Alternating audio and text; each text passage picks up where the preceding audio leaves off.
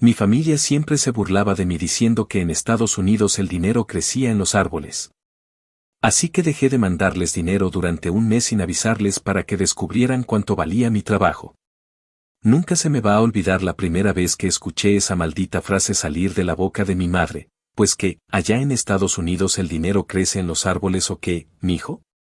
Me lo dijo con una risa burlona mientras yo estaba sentado en un banco de concreto, recargado contra la pared de la construcción donde llevaba ya 6 horas acarreando bultos de cemento sin una sola sombra que me protegiera. Tenía las manos hechas mierda, la espalda húmeda de sudor mezclado con polvo y los pies adoloridos porque las botas ya estaban tan desgastadas que parecían de papel. Recuerdo que miré el celular después de escuchar el audio, y lo único que pude hacer fue cerrar los ojos y apretar los dientes. Porque eso no me lo había dicho un extraño ni alguien que no supiera lo que hago. Me lo dijo mi propia madre. Y no sería la última vez. Yo soy de un pueblito de Jalisco, uno de esos donde todo mundo sabe de todos y el chisme corre más rápido que la ambulancia. Cuando me vine para Estados Unidos tenía 23 años y ni papeles tenía. Crucé como muchos, con miedo, con frío, con la garganta hecha nudo, y llegué primero a Dallas. No conocía a nadie, dormí en un sofá prestado por un primo lejano que luego me cobró la renta como si estuviera en una suite de lujo. Me partí el lomo desde el primer día, primero de ayudante de limpieza, luego en mudanzas, luego en jardinería, y cuando por fin agarré algo más estable en la construcción, sentí que podía respirar tantito. No era mucho, pero me alcanzaba para pagar la renta de un cuartucho, comer algo caliente y, sobre todo, mandar dinero a casa. Y ahí empezó todo. Las primeras veces que mandé lana lo hice con gusto. Me sentía útil, sentía que valía algo. Mandaba para que mis hermanos pudieran estudiar, para que mi mamá no tuviera que seguir vendiendo en el mercado, para que mi papá no anduviera cuidando coches en las cantinas de mala muerte. Al principio todos me lo agradecían con palabras bonitas, con audios llorosos de gracias, mijo, eres nuestro orgullo. Pero eso duró poco. Pasaron los meses y luego los años, y el agradecimiento se volvió exigencia. Ya no era gracias por ayudar, ahora era oye, se nos acabó el gas, tu hermano necesita para su inscripción, hay que arreglar la camioneta, vas a mandar para la posada, ¿verdad? Y cada vez que se acercaba fin de mes, mi celular sonaba más de lo normal. Yo, como un pendejo, seguía mandando. Entre $600 y $800 cada mes. A veces más. Si tenía que comer puro ramen 2 semanas, lo hacía. Si tenía que aceptar más turnos manejando Uber hasta las 2 de la madrugada, lo hacía. Si tenía que dormir en el coche o saltarme el dentista cuando me dolía una muela, lo hacía. Porque, según yo, eso era lo que se hace por la familia. Porque me creí el cuento de que allá me necesitaban, de que yo era el sostén, de que sin mí no podían. Hasta que un día, sin que lo planeara, sin que lo buscara, escuché a mi hermana reírse por teléfono y decirle a una vecina: ay, con lo que manda el gringo todo se puede, ya sabes, allá se dan los billetes como si fueran hojas. Y me jodió. Me jodió como pocas cosas lo han hecho en esta vida. Lo peor de todo no era la burla, ni que me dijeran gringo como insulto, ni que hicieran bromas con mi esfuerzo. Lo que más me partía la madre era la ligereza con la que se burlaban de algo que me costaba cada pedazo de salud, cada minuto de vida. Ellos no sabían lo que era levantarse a las 5, congelarte en invierno, quemarte en verano, quedarte sin voz por respirar polvo todo el día, lidiar con patrones racistas, con clientes que te miran como si fueras escoria. Con policías que te revisan solo por ser moreno y con el miedo constante de que un mal paso te saque del país y te mande a la chingada todo por lo que te has partido el lomo. Y aún así, ellos seguían con esa idea en la cabeza de que acá es fácil, de que nomás por estar en Estados Unidos ya te caen los dólares del cielo. No fue una decisión impulsiva, ni de coraje del momento. Lo pensé bien. Durante semanas fui guardando cada mensaje, cada audio, cada burla camuflada como broma. Hice cuentas, ajusté mis gastos, cancelé algunas deudas pequeñas que tenía y me preparé mentalmente para el día en que no iban a recibir ni un solo peso más. Decidí que el primero del mes siguiente, como siempre, iba a hacer la última transferencia. Y después, nada. Silencio total. Ni una explicación. Ni una advertencia. Quería ver cuánto aguantaban sin mis dólares. Quería que se sintiera. Quería que probaran el verdadero sabor de vivir sin ese dinero que crece en árboles. Porque si para ellos era tan fácil, entonces no habría pedo, ¿no? Que lo encontraran. Que lo cultivaran. Que lo recogieran como si fueran hojas secas en otoño.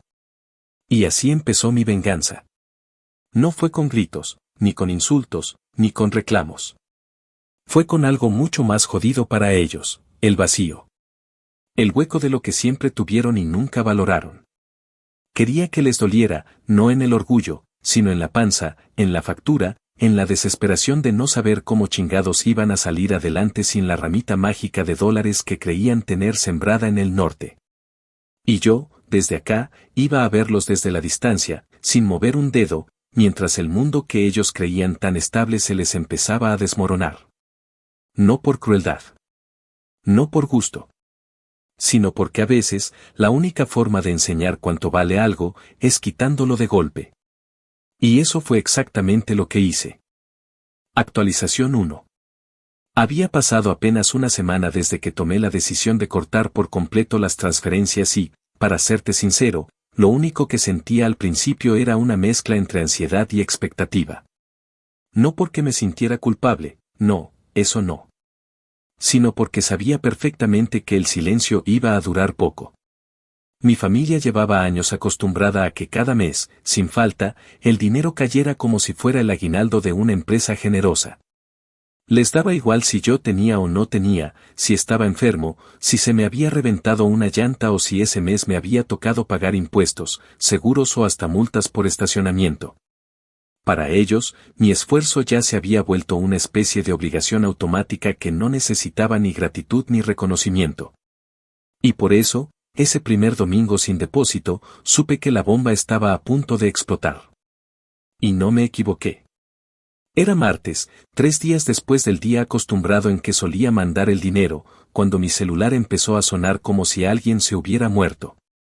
Tenía 7 llamadas perdidas de mi mamá, 2 de mi hermano mayor, 3 de mi hermana y una de mi tía, esa misma que no trabaja pero siempre opina de todo como si tuviera una empresa familiar de consejos estúpidos. No respondí ninguna.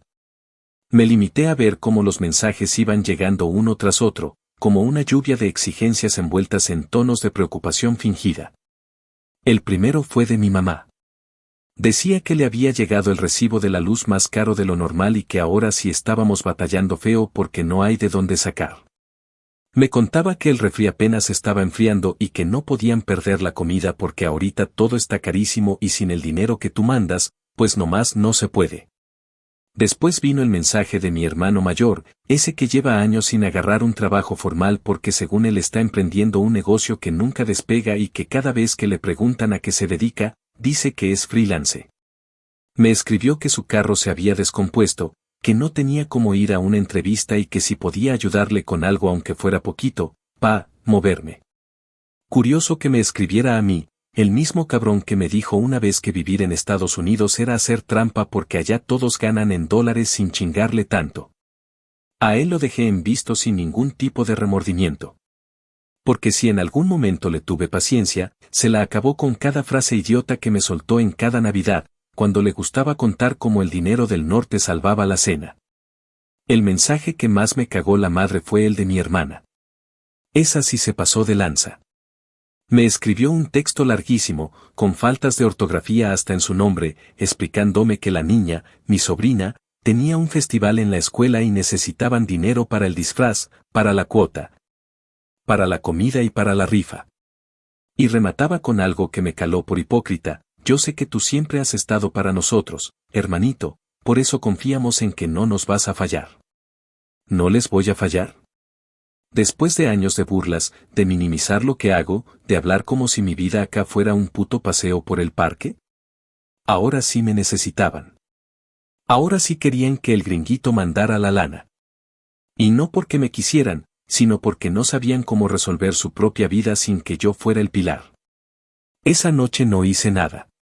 Me metí a bañar después de llegar muerto de cansancio, cené una hamburguesa barata que había comprado con cupón y me acosté mirando el techo. Pensé en todo lo que había vivido desde que llegué a Estados Unidos, en los inviernos sin calefacción, en los días que trabajé con fiebre para no perder el jornal, en las veces que comí pan con café 3 días seguidos. En las humillaciones de clientes que me trataban como si fuera una piedra más del jardín. Y luego pensé en ellos. En cómo se habían dado el lujo de reírse de mí, de mi acento cambiado, de mis horarios imposibles, de mis remesas que, para ellos, eran el mínimo vital. Me vi a mí mismo aguantando todo por amor, por apego, por la idea romántica de que la familia siempre merece lo mejor. Y supe, en ese instante, que ya no iba a volver atrás. Apagué el celular. Ni siquiera lo puse en modo avión. Lo apagué. Como quien baja la cortina de una tienda que ya cerró. Y me dormí con una calma extraña. No porque fuera feliz, sino porque por fin estaba haciéndome respetar sin tener que gritarlo. Sabía que esa era solo la primera ola de lo que vendría, pero no me importaba. De alguna forma, había algo dentro de mí que ya se había roto para siempre, y esa ruptura tenía que dolerles a ellos también. Porque a veces, el amor no basta. A veces hay que poner distancia. A veces hay que soltar la cuerda y dejar que el otro se caiga solito. No por maldad. Sino para que entienda. Para que aprenda. Para que, por una maldita vez en su vida, valore el esfuerzo de alguien más. Actualización 2. Habían pasado ya 2 semanas completas desde que decidí cortar de tajo toda transferencia, y para ese punto ya no era solo una cuestión de resistencia emocional o de a ver hasta cuándo aguantan sin mí. Era más bien una especie de experimento crudo, violento, incómodo, pero necesario. Como si después de años de haberlo sostenido, por fin estuviera dejando que caminaran solos y que, en lugar de dar el primer paso, simplemente se arrastraran buscando a quien culpar.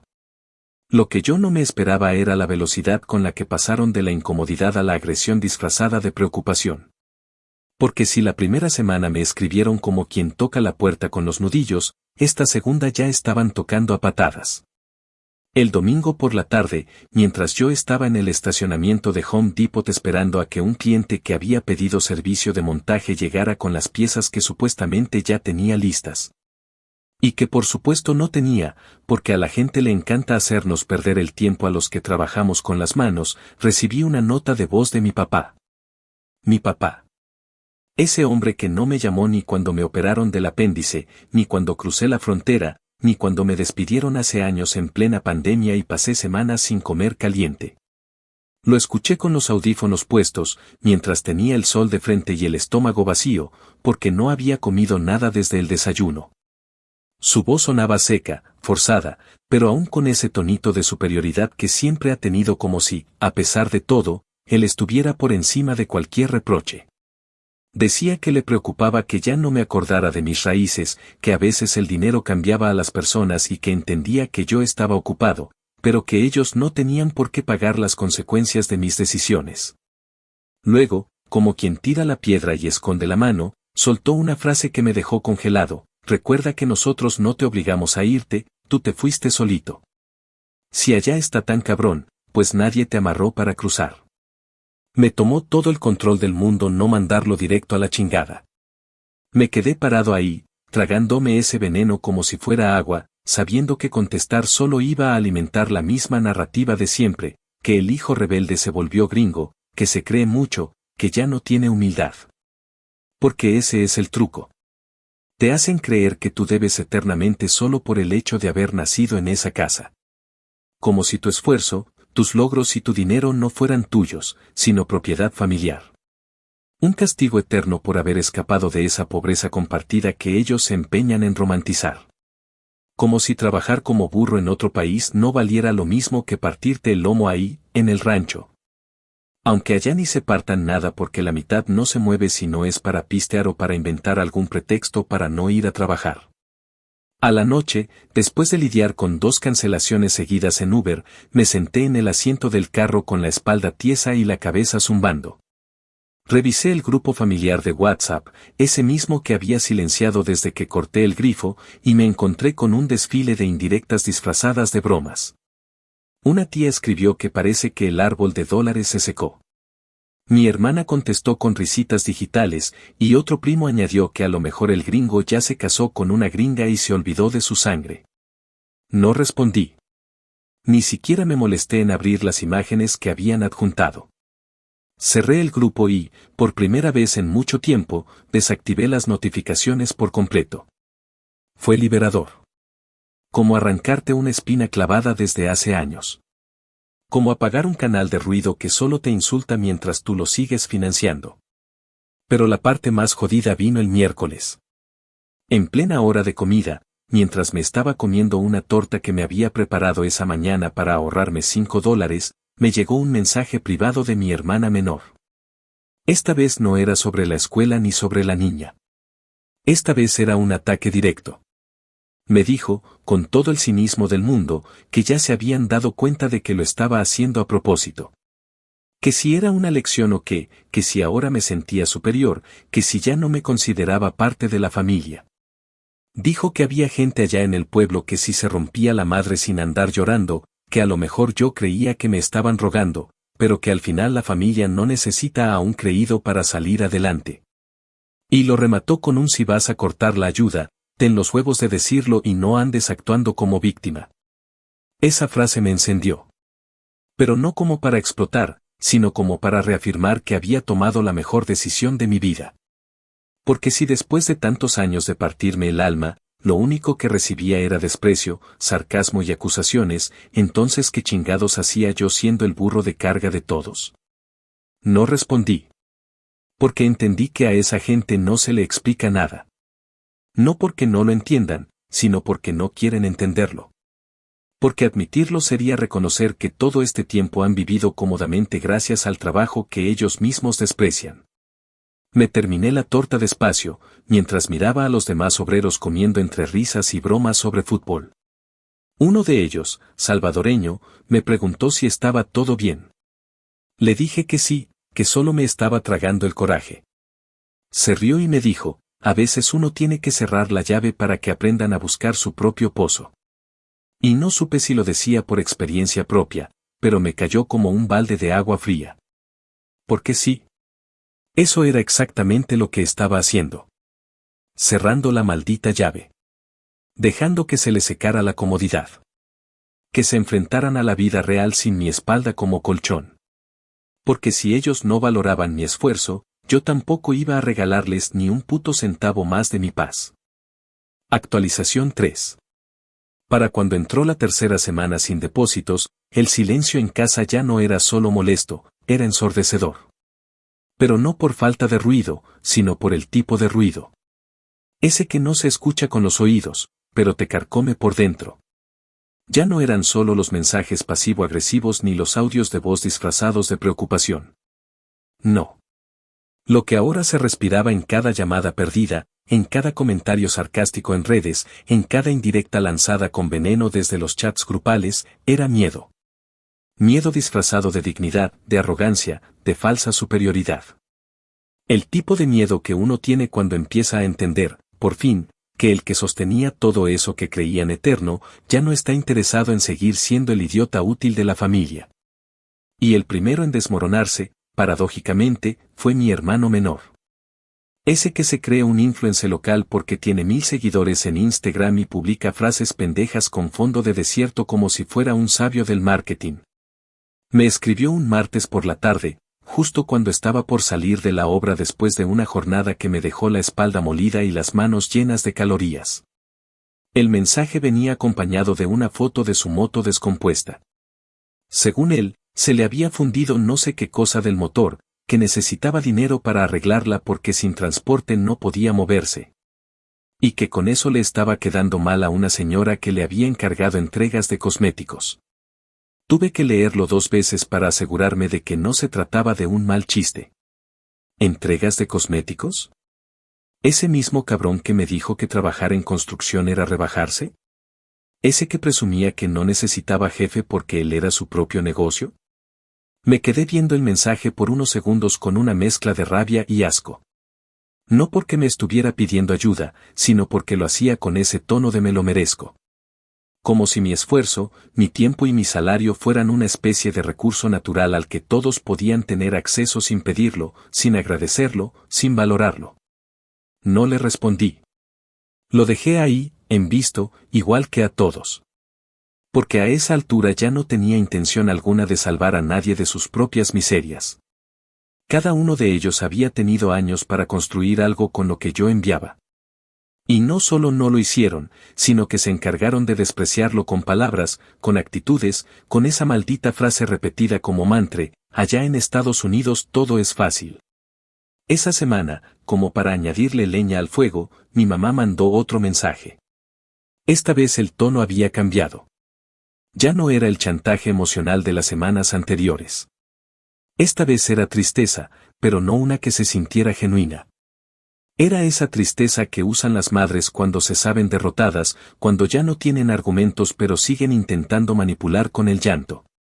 Me decía que no entendía qué estaba pasando conmigo, que si me había pasado algo, que si me había enojado con ellos.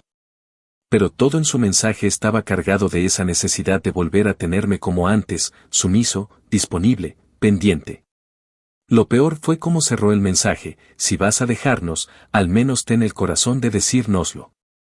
Y ahí sí me terminé de encender. ¿Dejarlos? ¿Cómo se atrevían a hablar de abandono cuando yo fui el único que nunca los abandonó? ¿Cómo podía siquiera plantear la posibilidad de que el que se iba era yo, cuando habían sido ellos los que se largaron emocionalmente desde el momento en que redujeron mi esfuerzo a una cuenta bancaria y un apodo burlón? Porque eso fue lo que hicieron. Me convirtieron en el gringo que solo servía cuando hacía depósito. En el hijo que vive lejos, pero al que se le exige como si viviera en el cuarto de al lado. En el proveedor silencioso de una familia que solo me aplaudía cuando había carne en la mesa. Y ahora, que el flujo de dinero había desaparecido, comenzaban a sentir el vacío. Pero no por mí, sino por el hueco que dejaba el billete. Porque si en verdad les importara cómo estoy, cómo me siento, por qué desaparecí, me hubieran preguntado eso desde el día 1. No lo hicieron. Nunca lo hicieron. Lo más patético fue ver cómo empezaban a doblarse entre ellos. Mi hermana, la misma que me había mandado el mensaje diciéndome que ya no hacía falta, que si iba a cortar la ayuda que lo hiciera con huevos, volvió a escribirme. Esta vez con un tono totalmente distinto.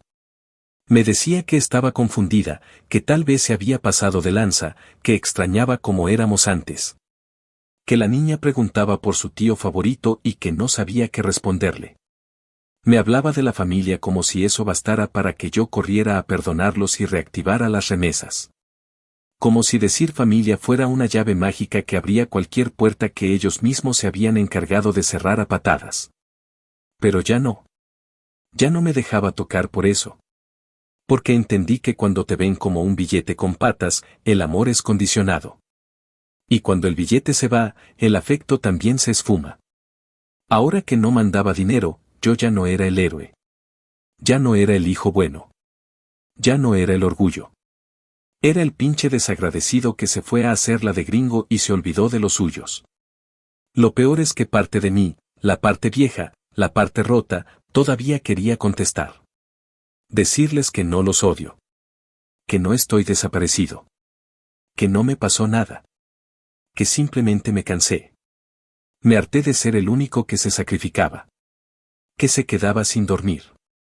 Que se perdía cumpleaños, nacimientos, funerales, todo por sostener una casa a la que yo ya no pertenezco. Pero no lo hice. No contesté.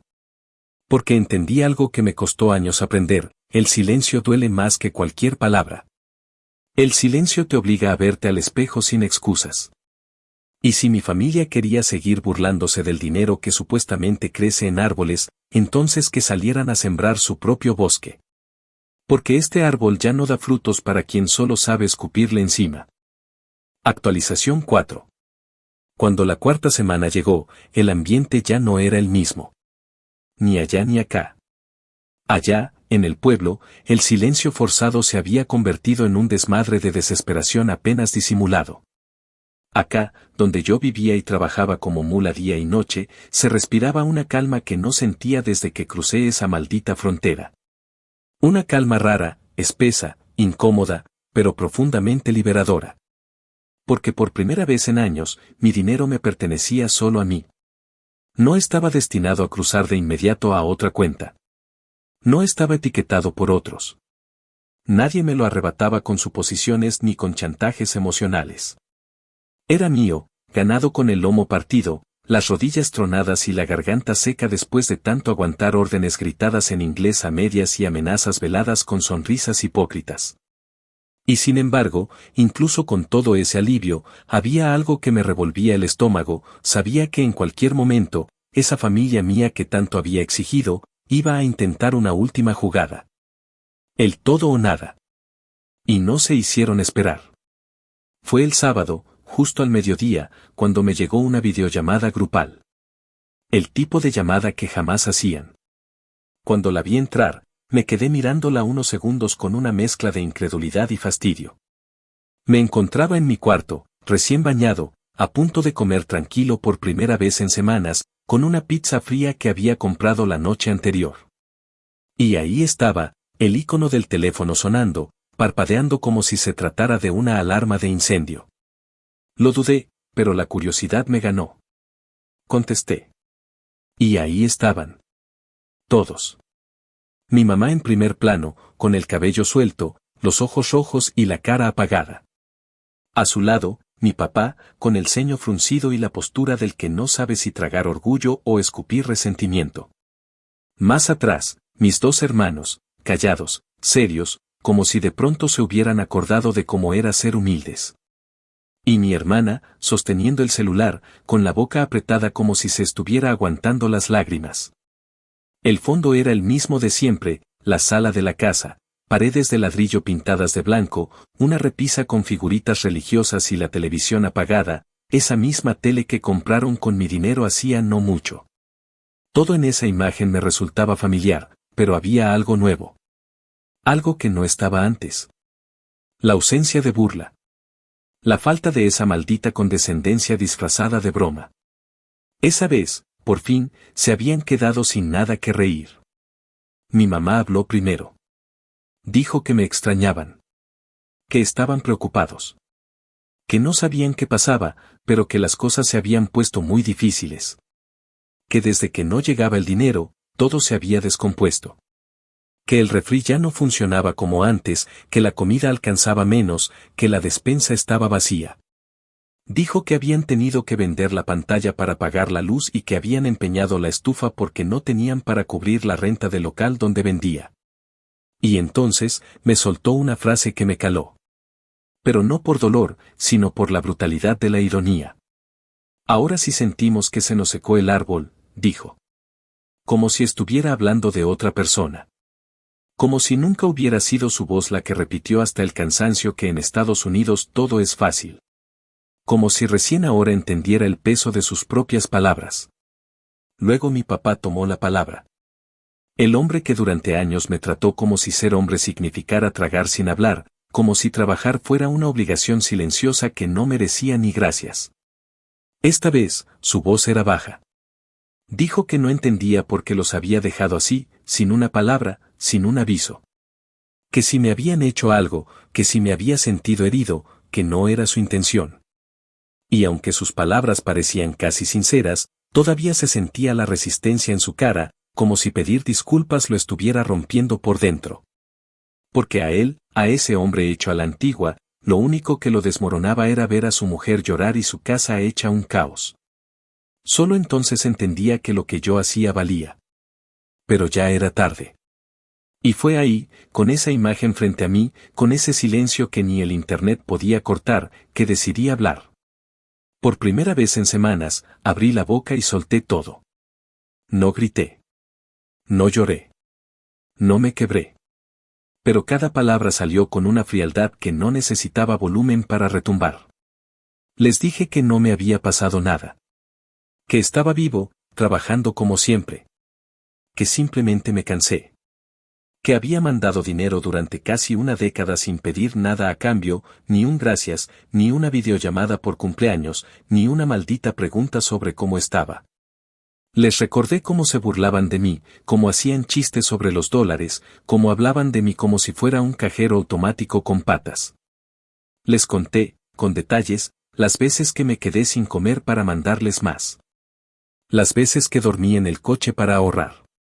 Las veces que trabajé turnos dobles, bajo lluvia, bajo nieve, bajo calor, todo mientras ellos se tomaban fotos en carne asadas pagadas con mi sudor. Les dije que si estaban pasando hambre, no era culpa mía.